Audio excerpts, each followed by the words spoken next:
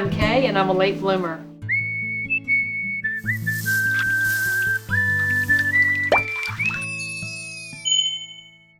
Plants need 3 basic things to grow: nutrients, sun, and water.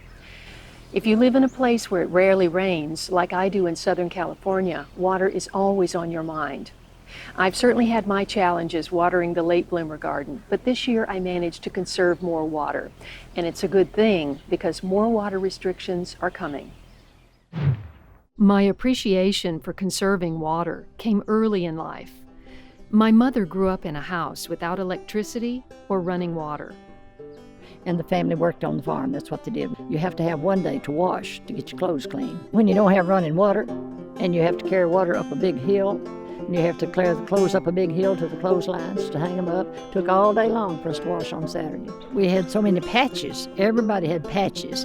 We had a potato patch, a watermelon patch, a mushmelon patch, a turnip green patch, and then praying for rain. I don't know if we ever prayed much for rain, but we sure did need a lot of rain. More than likely, you're needing rain when you don't get it sometime, too. Things are very different in California, where we're in our 4th year of a very serious drought, and water restrictions to irrigation-dependent agriculture have been severe. Usually, there is no rain all summer. Urban gardens must rely on city water, captured rainwater, and gray water. One way I'm taking a little bite out of my water bill is to capture rainwater. I could capture 3 times the amount of water that I capture off one corner of the roof if I had rain barrels on all 4 corners of the house. But as you can see, it's rather an unsightly collection of tanks, trash cans, rain barrels, and it works well in this corner of the house because it's out of sight. I have just watered my peppers. Tomorrow this will be completely soaked back into the plant. This is a great way to conserve water. This is almost completely dry here, and there's a lot more water in some of these others. Certain plants use more than others, and that's where a moisture meter comes in handy. So for now, I'll try to conserve by mulching. Mulching keeps the water in and doesn't evaporate. I stay present in the garden for the entire cycle of irrigation to ensure that no water overflows the curb.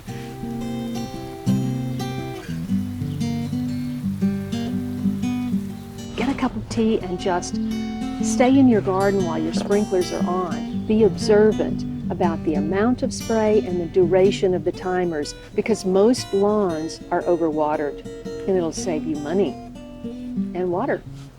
We'll likely get to a point where we have to use gray water to water our gardens, like the water from the washing machine. So if you haven't already, switch to environmentally friendly wash products.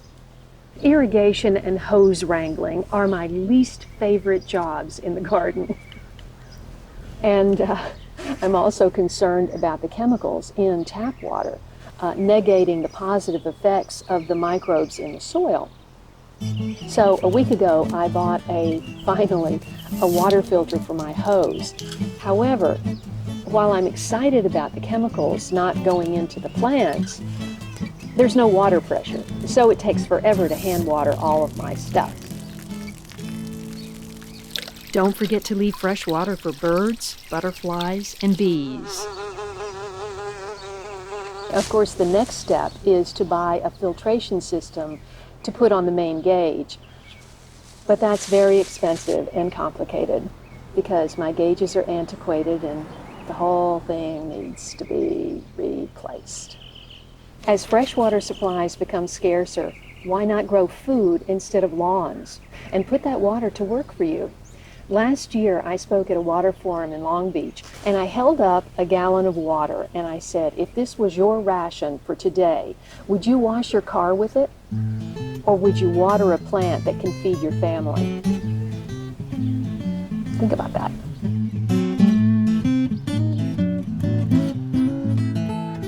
I plant all of my seeds in Diatomaceous Earth granules.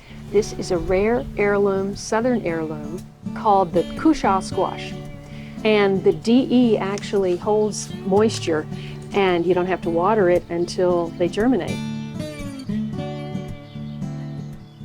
Another thing you can use is in your containers is green sand. Mix that in with your potting mix, and that actually holds moisture as well and keeps it from flowing straight through the pot.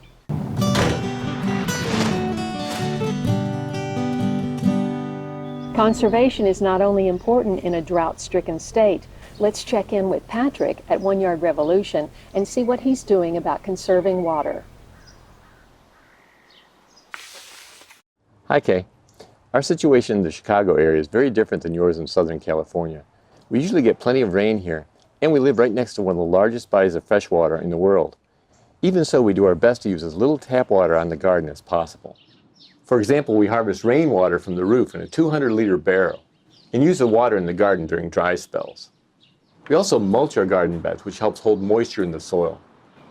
And we save the water we use to wash our produce and use it to water potted plants, which need more frequent watering. These measures alone dramatically reduce our use of tap water in the garden, and it's not unusual for us to go the entire growing season only watering the garden a handful of times. I'll talk more about these strategies in detail in a future video. I'll also be talking to Chris Towerton about saving water in the landscape using permaculture swales, and to Rob Bobb about the water-saving advantages of wicking beds. Thanks for having me on, Kaye. I look forward to learning more about what you're doing to keep your amazing garden growing during this drought. And I hope you get some rain really soon. I wish we could give you some of ours. Bye-bye.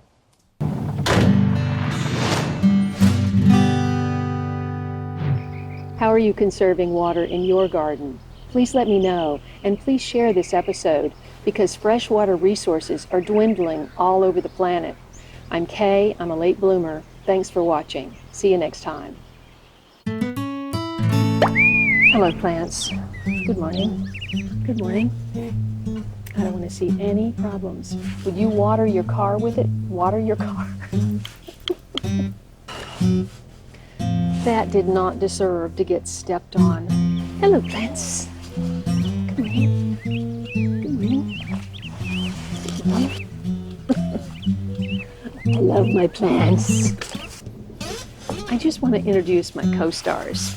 These are tomatoes. Now, you know I did not plant you this year. And this, of course, is corn. Is that everybody? Aren't you supposed to be on the ground? What are you doing in the tree? Get going, will you? Yesterday was July the 4th. Here she is. Lyndon. Okay, Kaye. Focus.